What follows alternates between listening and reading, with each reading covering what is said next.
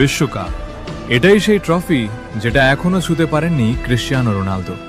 কিন্তু 41 বছর বয়সেও মানুষটা এখনো থামেনি, কারণ স্বপ্ন এখনো বেঁচে আছে। 2006 থেকে 2026, একটা নাম, একটা ইতিহাস, একটা আবেগ, রোনালদো। এবার হতে যাচ্ছে তার রেকর্ড 6ষ্ঠ বিশ্বকাপ। পুরো পৃথিবী অপেক্ষায় আছে শেষবারের মতো CR7 কি পারবে বিশ্বকাপটা জিততে। অনেকে বলে বয়স শেষ, কিন্তু রোনালদো এখনো প্রমাণ করে যাচ্ছে হার্ড ওয়ার্ক নেভার ডাইজ। পর্তুগালের জার্সি গায়ে হাজারো ভক্তের দোয়া নিয়ে আরেকবার বিশ্বমঞ্চ কাঁপাতে আসছে ফুটবলের এই কিংবদন্তি।